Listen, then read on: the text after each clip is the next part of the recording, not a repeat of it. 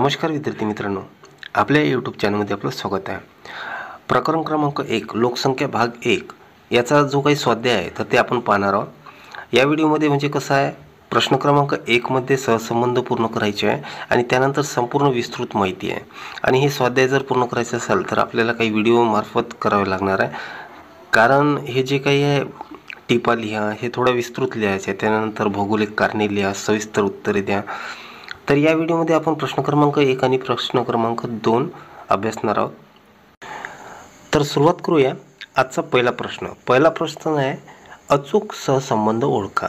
आता यामध्ये 3 टाईपचे प्रश्न विचारण्यात आलेले आहे आणि त्या 3 टाईप्समध्ये 2 वाक्य देण्यात आलेले आहे। एक आहे ए मध्ये विधान आहे आणि आर म्हणजे कारण आहे।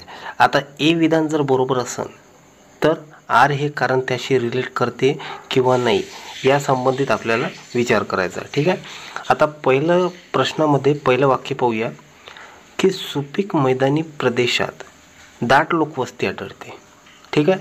आणि याचं कारण देण्यात आलेलं आहे की सुपीक मृदा ही शेतीसाठी उपयुक्त असते। आता या वाक्यामध्ये काही चुकीचं वाटतात का तुम्हाला? नाही, सुपीक मृदा ही शेतीसाठी उपयुक्त असते हे कारण त्याच्यासाठी खूप उपयुक्त ठरते। कारण सुपीक मृदा जर असली तर शेतीसाठी उपयुक्त असते आणि शेतीसाठी उपयुक्त असते म्हणजे शेतीचे काय होतील, उत्पादन होतील। उत्पादन झाल्यामुळे काय होतील, आसपासमध्ये काय होतील, लोकांची वस्ती वाढेल। वस्ती वाढल्यामुळे काय होतील, त्या शेतींमध्ये रोजगार मिळेल। शेतीमधून जे उत्पादन होते त्या उत्पादनाशी रिलेट असलेला उद्योगधंदा त्याच्या आसपासमध्ये तयार होतील। आता जिथे उद्योगधंदा तयार होतील तर तिथे काय मिळतील, रोजगार मिळतील। रोजगार मिळालेले काय होतील, लोक काय करतील, तिथे स्थानांतरित होतील, म्हणजेच काय होतील, तिथे लोकवस्ती वाढेल। म्हणजेच सुपीक मृदा ही शेतीसाठी उपयुक्त असतो आणि याच कारणामुळे सुपीक मैदानी प्रदेशात जे असते लोकवस्ती तर त्यामध्ये दाट असते। म्हणजे या प्रश्नाचं उत्तर काय असतील, ई। म्हणजे ई हे आर म्हणजे ए आणि आर हे दोन्ही बरोबर आहे आणि आर हे ए चे अचूक स्पष्टीकरण करते। आता पाहूया प्रश्न क्रमांक 2, प्रदेशातील लोकसंख्येतील बदल होत नाही। आता ह्या जे ए आहे हे वाक्य विधान आहे, प्रदेशातील लोकसंख्येत बदल होत नाही। आता कोणत्या प्रदेशातील लोकसंख्येत बदल होत नाही याबाबत काहीही स्पष्टीकरण केलेलं नाही, फक्त प्रदेशातील लोकसंख्येत बदल होत नाही असं म्हटलेलं आहे। त्यामुळे हे विधान चुकीचं आहे, ठीक आहे। आता आर कारण पाहूया की जन्मदर, मृत्यूदर आणि स्थानांतराचा प्रदेशातील लोकसंख्येवर परिणाम होतो। आता जन्मदर वाढल्यामुळे काय होतील, लोकसंख्या वाढतील। मृत्यूदर वाढल्यामुळे काय होतील, लोकसंख्या कमी होतील। आणि स्थानांतर झाली, समजा जर त्या प्रदेशामधून काही लोकांची स्थानांतर दुसऱ्या प्रदेशात झाली तर काय होतील, त्या प्रदेशातील लोकसंख्या कमी होतील। म्हणजेच जन्मदर, मृत्यूदर आणि स्थानांतराचा प्रदेशातील लोकसंख्येवर परिणाम होतो। आता पहिल्या वाक्यामध्ये प्रदेशातील लोकसंख्येत बदल होत नाही, आता कोणत्या प्रदेशातील होतील यामध्ये त्यांनी कोणतेही डिस्कस केलेलं नाही आहे। म्हणजे या प्रश्नाचं ए हे चुकीचं आहे आणि आर हे बरोबर आहे। म्हणजेच या प्रश्नाचं उत्तर काय असतील, आ। आता पाहूया प्रश्न क्रमांक 3। प्रश्न क्रमांक 3 मध्ये 2 वाक्य देण्यात आलेले आहे, जसं दुसऱ्या टप्प्यातील मृत्यूदरात घट होते। आता दुसऱ्या टप्प्यातील मृत्यूदरात घट झालेली आहे आणि जन्मदर स्थिर आहे। आता जन्मदर स्थिर आहे तर या मृत्यूदर आणि जन्मदर याबाबत जे काही माहिती आहे तर ते आपण प्रश्न क्रमांक 2 मध्ये म्हणजे जन्मदर आणि मृत्यूदर याचे सहसंबंध यामध्ये आपण डिस्कस करणार आहोत। त्यामुळे याचे सरळ उत्तर तुम्हाला सांगतो की दुसऱ्या टप्प्यात मृत्यूदर स्थिर राहतो, ठीक आहे, नाही सॉरी, मृत्यूदरात घट होते आणि जन्मदर स्थिर राहते। आता मृत्यूदरात घट झाली आणि जन्मदर स्थिर असेल तर काय होतील, लोकसंख्या झपाट्याने वाढतील। कारण मृत्यूदरात काय झालेलं आहे, घट झालेला आहे आणि जन्मदर स्थिर आहे, त्यामुळे काय होतील, जन्मदर हे टप्प्याटप्प्याने वाढत चाललेले आहे। आता समजा 2000 असेल, 2000 वर्ष चाललेलं आहे, 2000 वर्षामध्ये 100 ही जर लोकसंख्या असेल तर 2001 मध्ये काय होतील, आणखी स्थिर असल्यामुळे काय होतील, वाढतील। म्हणजे 10% जर स्थिर असेल तर 10% वाढतील, परंतु मृत्यूदर घट होत आहे, त्यामुळे दुसऱ्या टप्प्यामध्ये लोकसंख्या ही झपाट्याने वाढते। म्हणजे ए हे विधान, ए आणि 2 दोन्ही विधान बरोबर आहे आणि आर हे ए चे अचूक स्पष्टीकरण करते। म्हणजे तिसऱ्या प्रश्नाचं उत्तर राहतील ई। म्हणजे पहिल्या प्रश्नाचं उत्तर काय होतील, ई, दुसऱ्या प्रश्नाचं उत्तर होते आ आणि तिसऱ्या प्रश्नाचं उत्तर होतील ई. आता पाहूया आपण प्रश्न क्रमांक 2. प्रश्न क्रमांक 2 मध्ये आपल्याला टिपा लिहायची आहे आणि यामध्ये 3 प्रश्न आहे. जसं आता पहिला प्रश्न आहे, भूरचनेच्या लोकसंख्येच्या वितरणावर प्रभाव, जन्मदर आणि मृत्यूदरातील सहसंबंध, आणि तिसरा प्रश्न आहे, लोकसंख्या संक्रमणाचा सिद्धांताचा तिसरा टप्पा. आता हा जो काही तिसरा प्रश्न आहे, लोकसंख्या संक्रमणाचा तिसरा टप्पा, तर या प्रश्नाचं डिस्कशनसुद्धा आपण यामध्येच करून घेऊया. म्हणजे तुम्हाला ते दोन्ही प्रश्नाचं एका वेळेस संपूर्ण समजून जातील. म्हणजे याच प्रश्नाशी रिलेटेड काय असतील हे 3 प्रश्न क्रमांक 3. ठीक आहे. तर सर्वप्रथम आता प्रश्न क्रमांक 1 पाहूया. भूरचनेचा लोकसंख्येच्या वितरणावर प्रभाव. लोकसंख्येवर वितरणावर जे काही परिणाम होते ते काही पॉईंट्सनुसार आपण डिस्कस करूया. आता प्राकृतिक रचना. मैदानी प्रदेशात तसेच मंद उताराच्या प्रदेशात लोकसंख्येचे वितरण हे दाट आढळून येते. आपण प्रश्नामध्ये पहिल्याच प्रश्नामध्ये याबाबत विचार केलेला आहे की मैदानी प्रदेशात जे काय आहे तर ते दाट लोकवस्ती आढळते. कारण मैदानी प्रदेशात शेती व्यवसाय सहजपणे केले जाऊ शकते आणि अशा भागातच उद्योगीकरण, वाहतूक मार्ग यांचा विकास झालेला असतो. मी आधी सांगितलेलं आहे की शेती व्यवसाय असला की त्यास रिलेटेड काय होतात, उद्योगधंदे होतात आणि उद्योगधंदे झाले तर त्या उद्योगामध्ये काम करणाऱ्यांना काय मिळतात, रोजगार मिळतात. रोजगार मिळाल्यामुळे काय होतात, ते लोक तिथेच स्थायिक होतात. म्हणजेच त्या क्षेत्रामध्ये संपूर्ण दाट वस्ती आढळतात. म्हणजे प्राकृतिक रचनासुद्धा लोकसंख्येवर काय करतात, प्रभाव पडतात. त्याच मानानं जर डोंगराळ आणि पर्वतीय प्रदेशाचा जर विचार केला तर लोकसंख्या कशा प्रकारची विरळ आढळतात, म्हणजे खूप कमी आढळतात. आता हे झालं प्राकृतिक रचना. आता त्यानंतर पाहूया हवामान. हवामान जर प्रतिकूल असेल तर त्या प्रदेशामध्ये जे काही लोकसंख्या असतात तर त्यामध्ये विरळ आढळतात. जसं आता हवामान जर खूप अति थंड असेल, अति शीत असेल, अति उष्ण असेल तर त्यामध्ये लोकांची वस्ती राहू शकते का, नाही. कारण की त्यामध्ये जे काही लोकांची लोकवस्ती असतात त्यासाठी अनुकूलता राहत नाही.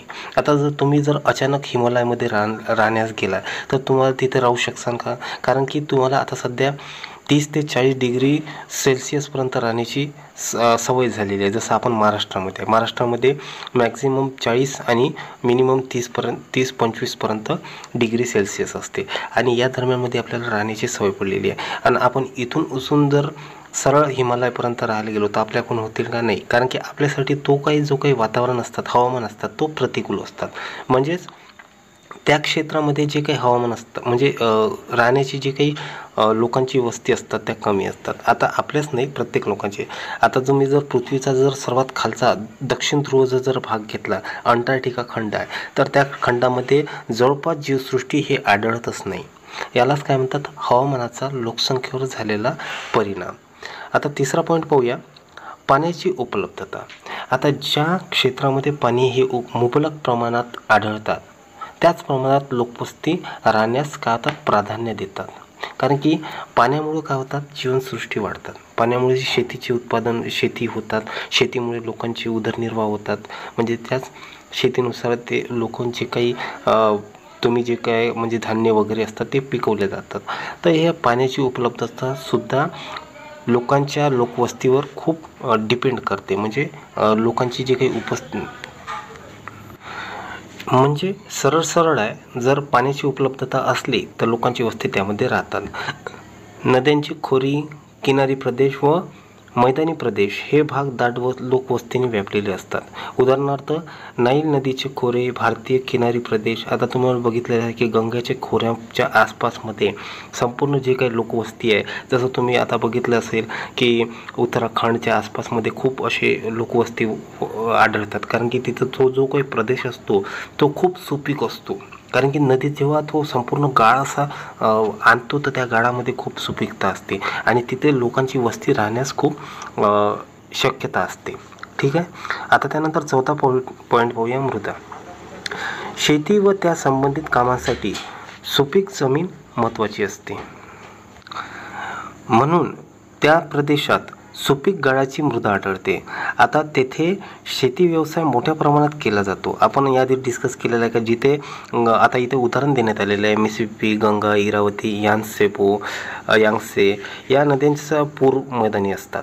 आता या नद्या जेव्हा वाहून जातात तर त्या जे काही वरून पहाडावरून पर्वतावरून जे काही गाळ ते त्या मैदानी प्रदेशावर सोडून जातात. त्यामुळे काय होतात, ते जी काही जमीन असतात ते सुपीक होतात आणि ती शेतीसाठी खूप महत्त्वपूर्ण असतात आणि त्यामध्ये शेती केल्या जाते आणि त्या दरम्यान संपूर्ण जे काही दाटवस्ती आढळते. तर हे 4 पॉईंट्स होते महत्त्वाचे. हे 4 पॉईंट्स जर तुम्ही लिहिले तर तुमचे मार्क्स कव्हर होतील. आता त्यानंतरचा नेक्स्ट प्रश्न पाहूया आपण. जन्मदर आणि मृत्यूदर याचे सहसंबंध आपल्याला स्पष्ट करायचे आहे. आता प्रश्न क्रमांक 3 मध्ये आपल्याला जे काही तिसरा टप्पा आहे लोकसंख्या संक्रमणाचा, तो सुद्धा आपल्याला याच प्रश्नामध्ये डिस्कस करायचा आहे. त्यामुळे हा जो काही प्रश्न आहे तुम्ही नीट तुम्ही समजून घ्या. आता जसं आपल्याला जन्मदर आणि मृत्यूदर याचा सहसंबंध स्पष्ट करायचा आहे, तर सर्वप्रथम तुम्ही समजून घ्या जन्मदर म्हणजे काय आणि मृत्यूदर म्हणजे काय. जन्मदर म्हणजे एका वर्षात दर 1000 लोकसंख्या मागे जन्माला येणारी जिवंत अब्रके. आता एका वर्षामध्ये दर 1000 लोकसंख्येमधून किती जन्माला येतं. आता ॲझ्युम करा की एक वर्षामध्ये 1000 जन्माला आली, तर 1000ही जगतात का? नाही, त्यामधले काही अब्रके मृत्यूसुद्धा पावल्या जातात.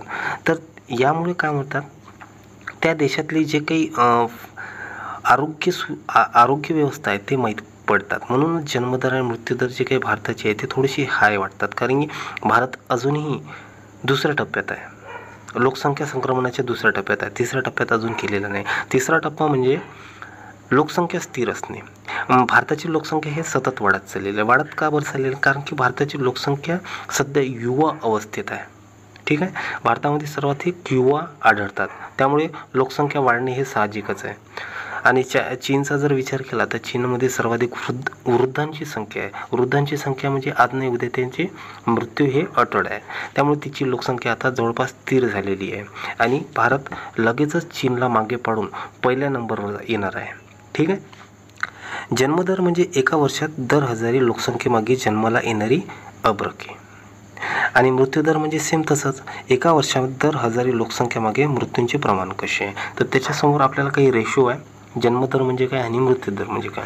जन्मदर बरोबर एका वर्षात जन्मलेल्या जिवंत अब्रकांची संख्या डिवाइड बाय त्या वर्षाची एकूण लोकसंख्या इंटू 1000.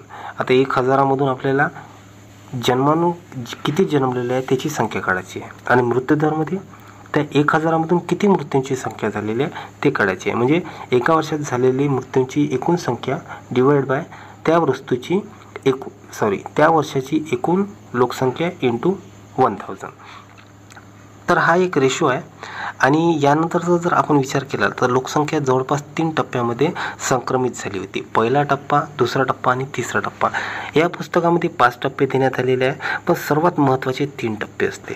तर ते 3 टप्पे आपण कंपॅरिझन करून समजून घेऊया. आता पहिला टप्पा म्हणजे काय, की पहिल्या टप्प्यामध्ये जन्मदर आणि मृत्यूदर हे अधिक असते.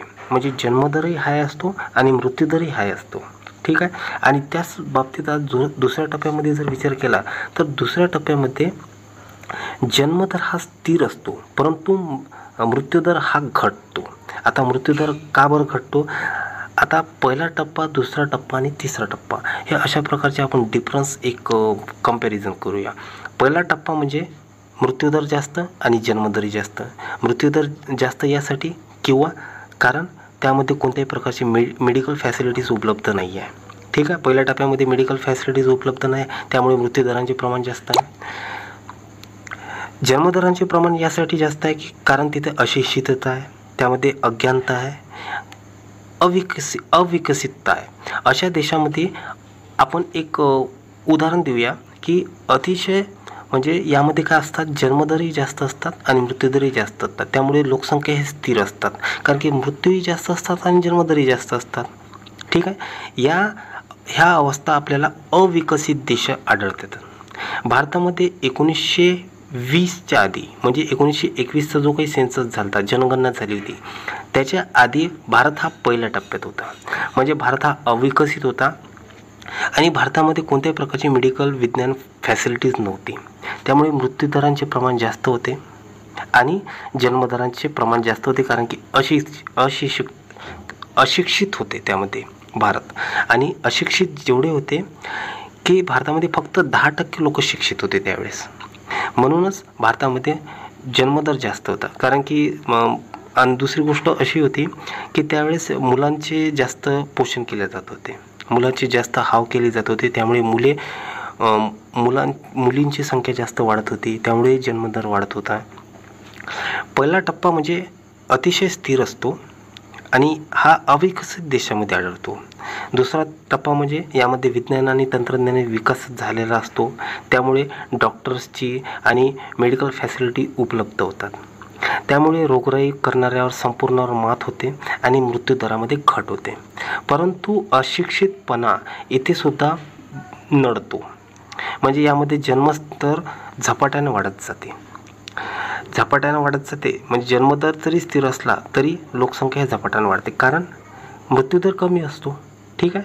भारत सध्या दुसऱ्या टप्प्यामध्ये आहे, कारण की भारताचा जो काही जन्मदर आहे जरी आता स्थिर कमी होत चालला असला तरी मृत्यूदरांचे जे प्रमाण आहे ते खूप कमी झालेले आहे. इतके कमी झालेले आहे की आता फक्त जन्मांचेच प्रमाण जास्त आहे. ठीक आहे. म्हणजे आता पहिला आणि दुसरा टप्पा तुम्हाला समजला. आता पाहूया तिसरा टप्पा. तिसरा टप्पा खूप महत्त्वाचा आहे. तिसरा टप्पा, आता आपण या दोघांमध्ये कंपॅरिझन काय केलेलं आहे की पहिला टप्पा हा अविकसित देश, दुसरा टप्पा म्हणजे विकसनशील देश, म्हणजे त्यामध्ये भारत येतो, आणि तिसरा टप्पा म्हणजे विकसित देश, ज्यामध्ये मेडिकल फॅसिलिटीजसुद्धा म्हणजे संपूर्ण जे काही उपलब्ध आहे आणि त्यामध्ये शिक्षितपणा आहे, त्यामुळे त्यांनी जे काही कुटुंब नियोजन आहे ते पद्धतसुद्धा अवलंबलेली आहे. म्हणजे त्याच्यामध्ये म्हणजे शिक्षितपणा असलं तर एकच मुलगा असतो किंवा 2 मुले असतात. अशा प्रकारे अमेरिकेसारखा, जापानसारखा, इंग्लंडसारखा, युरोपसारखे जे काही देश असतात त्या देशामध्ये तिसऱ्या टप्प्याचा लोकसंख्या संक्रमण दिसून पडतो. कारण की तिसऱ्या टप्प्यामध्ये असं असते की जन्मदरही कमी असतो आणि मृत्यूदरही कमी असतो. म्हणजे आता पहा, पहिल्या टप्प्यामध्ये काय केलं होतं, आपण पाहिलं होतं की पहिल्या टप्प्यामध्ये लोकसंख्या म्हणजे मृत्यूदरही हाय होता आणि जन्मदरही हाय होता. तर तिसऱ्या टप्प्यामध्ये जन्मदरही कमी आहे आणि मृत्यूदरही कमी आहे. तर या दोघांमधला आपल्याला फरक माहीत असला पाहिजे.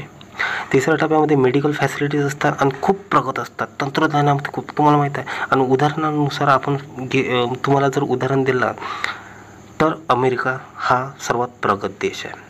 या प्रगत देशामध्ये विज्ञान आणि तंत्रज्ञानाची सवलत आहे आणि यामध्ये सर्वाधिक म्हणजे सेवांवर खर्च केला जातो.